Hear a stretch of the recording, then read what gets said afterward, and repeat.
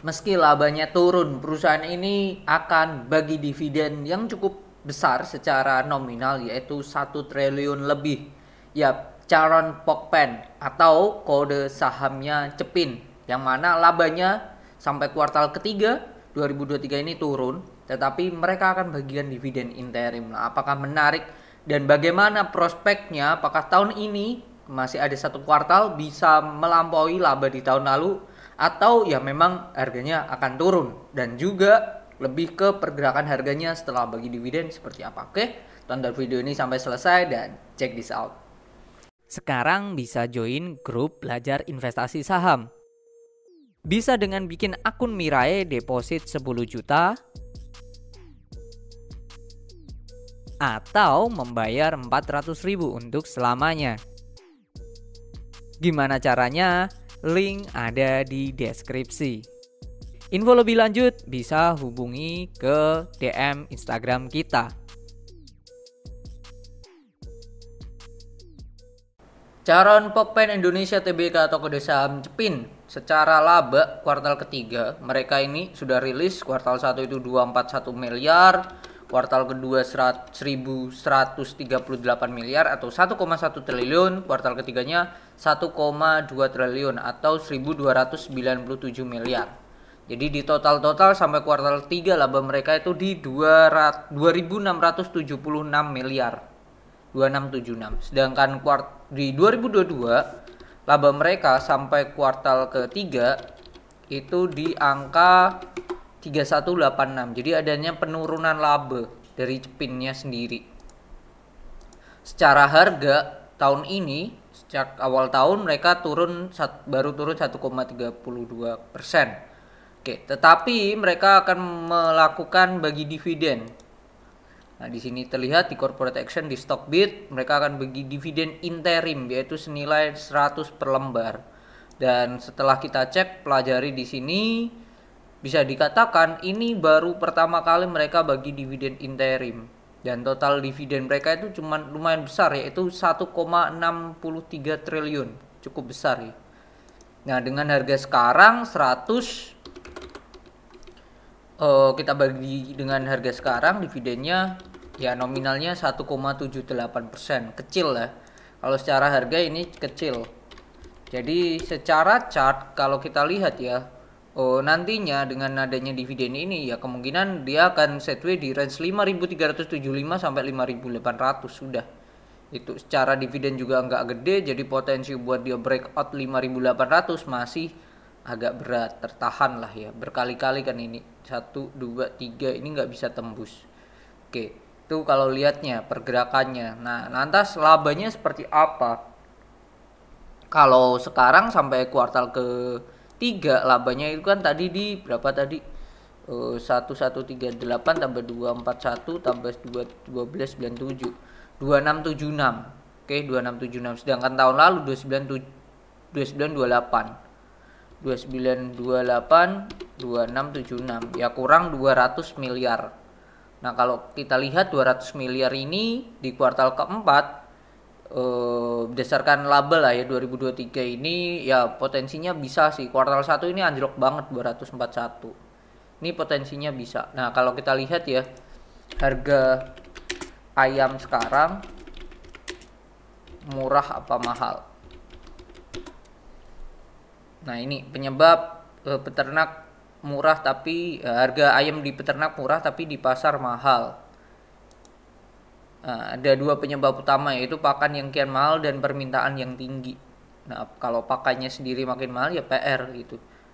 Nah, kondisi sekarang kita lihat ya harga ayam sekarang kondisinya mahal atau murah gitu. Nah, ini buat Bapak Ibu dan teman-teman bisa ngecek ya kondisi di lapangan ya.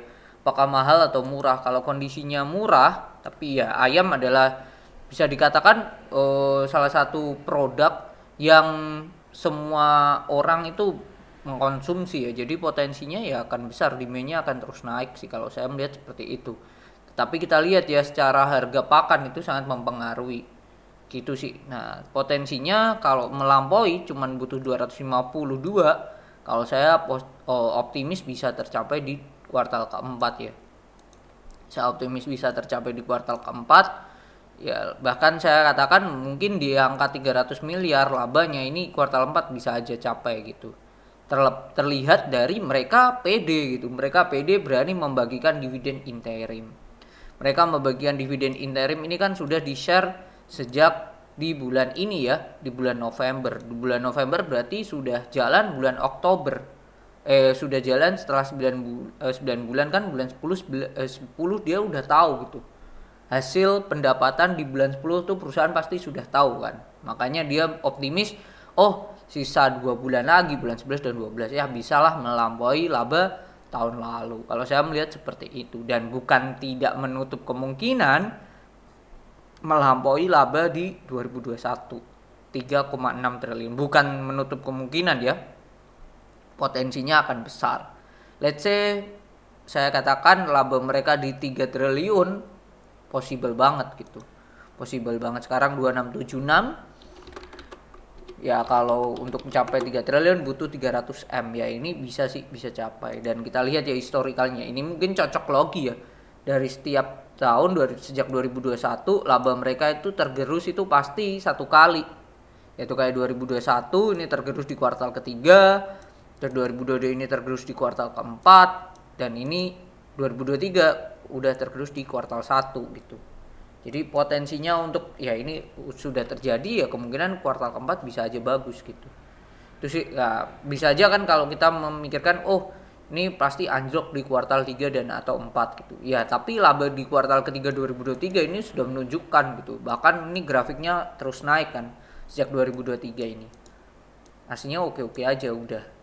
Gitu. Jadi saya melihat ini potensinya dividennya bukan dividennya, labanya melampaui tahun lalu ini possible banget. Terlihat dari mereka membagikan dividen interim. Kalau berdasarkan harganya ya mungkin hanya di range 5375 sampai ke 5800. Ya akan berkutat di sini-sini, setway di sini aja. Itu sih kalau saya melihat ya untuk Cepin sendiri ya. At least ini sisi yang positif untuk perusahaan. Dan secara perusahaan ini aslinya sudah salah satu perusahaan yang di sektor ayam. Saya termasuk perusahaan yang sudah mature ya, bukan ya sudah blue chipnya lah ya. Di bawah Cepin ini kan baru Java dan Main ya. Nah ini jadi saya melihat ya potensinya untuk kuartal 4 ini possible untuk melampaui 2022 dan juga akan cemerlang sih, saya melihat seperti itu. Cuman ya secara profitabilitas gross profit 17% nih menurut saya masih terlalu kecil sih. Kalau saya melihat seperti itu sih.